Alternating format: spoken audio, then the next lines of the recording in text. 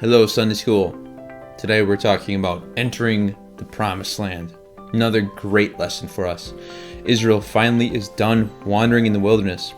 Let's talk about a place where you were really excited to go and you finally got to go there.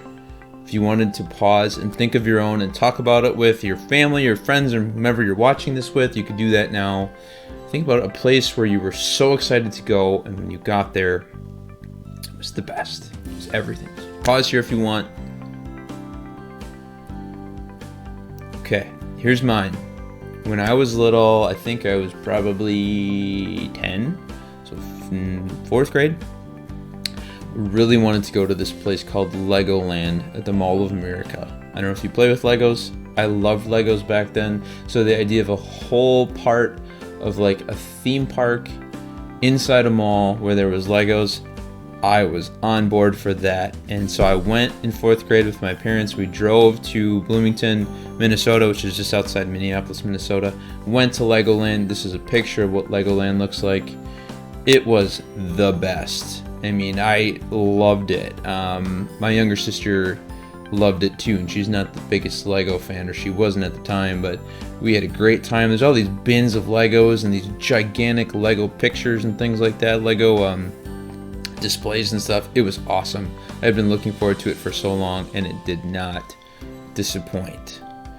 So, in your Sunday school classes, you've been talking about Israel wandering in the wilderness. They've been going toward the Promised Land, but as you heard about last week, it didn't go so well. As a result of not trusting in God and thinking that they couldn't take the Promised Land, the people there were so big and so bad and there was no way could beat them, and they just totally forgot that God was with them and so powerful and everything else. They wandered in the wilderness. We showed this picture last week. Man, that is not the quickest way to get from Egypt to the Promised Land, is it? There's way too many squiggly marks there. You see 40 years here in the middle of the picture. That's when they're just wandering around. Not because they didn't know where the Promised Land was, but God had, as a punishment, as a consequence for them, had said, you're not going to the Promised Land right away. In fact, all of those who doubted me, none of you are going to get to go to the Promised Land. In fact, you're going to pass away here in the wilderness, and only your kids are going to get to go to the Promised Land. But our lesson is much more fun to think about today, because they're finally there. They're at the Promised Land. They're waiting at the edge of the Jordan River. Cue rushing river sound effect. If I did it right, you should hear it right now.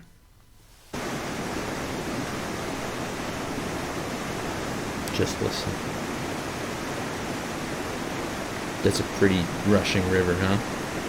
If I didn't figure it out, this will be kind of awkward for you to watch me just sitting here. But I promise I'll figure it out.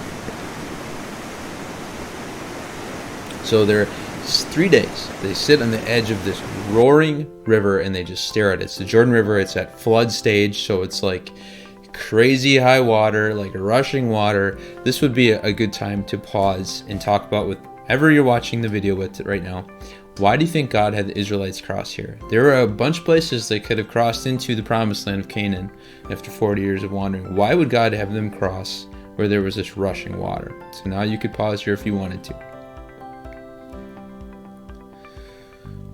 One of the big reasons God had Israel pause at the Jordan River and sit here for 3 days is so that they would look at this rushing waters and they would naturally have to think, man, how are we going to cross that?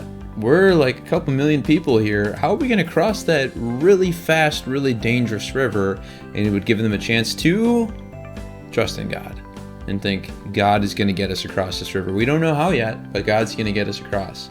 Before they go, Joshua makes a big speech. You might remember last lesson, Joshua and Moses made a big speech too.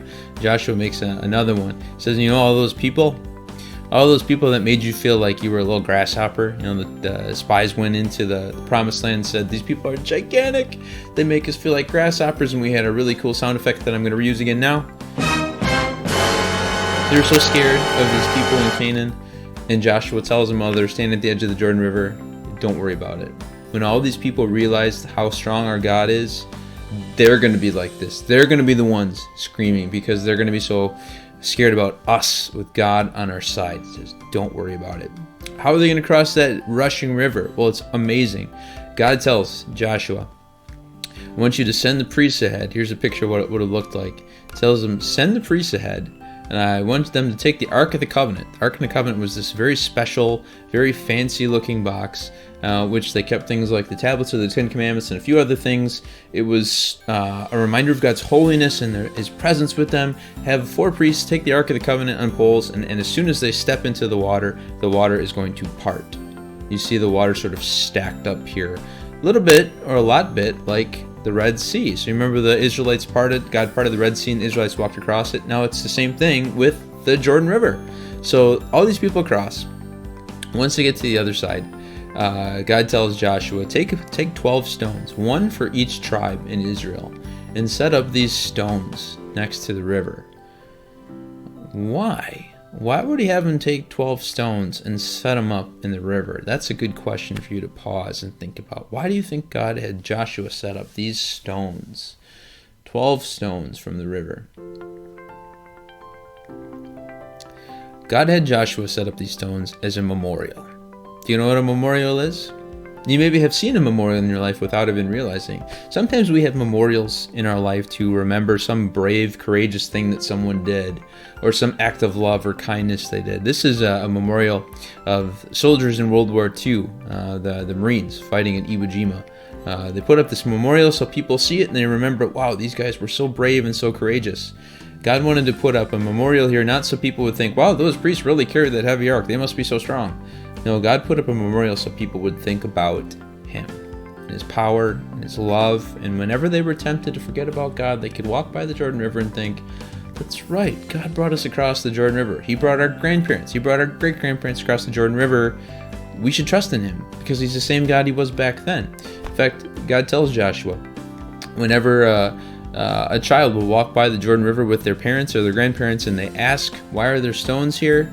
Well, then they'll be able to talk about how powerful God is. So it would be a memorial, but not to the people, but to God, His power, His wisdom, His love. A great thing happens after they cross the river. What Joshua had said about all those people in Canaan, being afraid of them, it happens. We're told in Joshua chapter 5 that the people were aware that the Israelites were in their land now. And how do they react? Cue scream sound effect.